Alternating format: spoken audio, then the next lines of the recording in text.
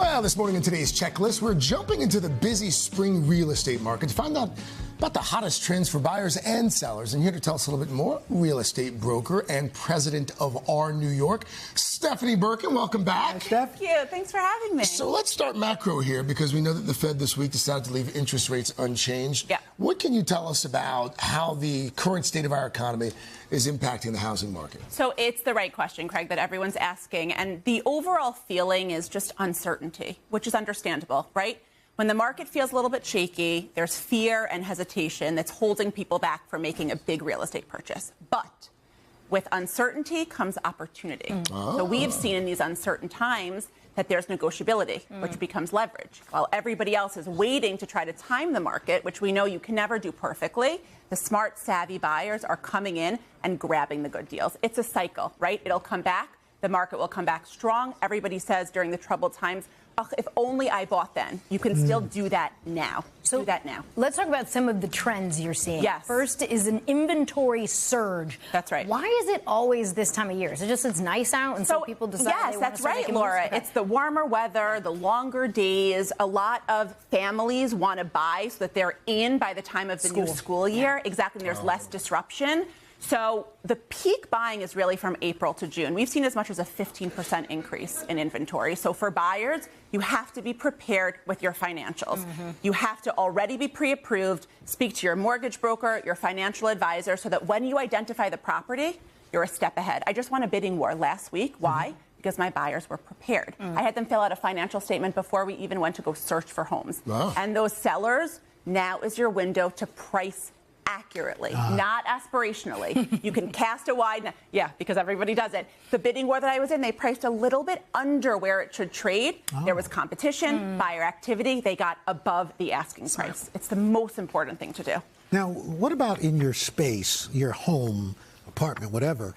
There's dedicated space, walls, four walls, your traditional, as opposed to an open floor plan. Yes. So, Al, we're seeing a big trend towards intentional defined spaces as opposed to these expansive open floor which was all the rage for a long time. And all the trend. But now it's so expensive that people are buying per square foot. They want those square feet to go to good use, right? So if you're a seller and you do have an open floor plate, carve out a little nook as a home office, a dedicated media room or a dining room. That way you're giving people the option because they want the flexibility and the functionality of each room.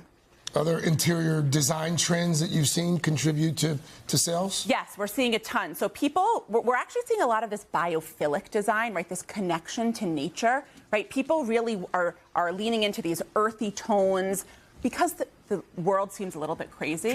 People want their space to feel tranquil. But before you can do anything, you have to declutter. Take stuff out. Otherwise, the buyers can't envision their own stuff. We're seeing a lot of drapery outlining the windows, right? It makes it feel warm and comfortable. And people are really leaning into upgrading their floors with natural wood, honey, oak, walnut. It's an upgrade that goes a really, really long way. Good tips. Real plants, perhaps. Yes. Bringing in real Plant flowers. wall. Love a plant wall. A rock wall, a plant wall. People love it because it feels really tranquil and fresh inside their home.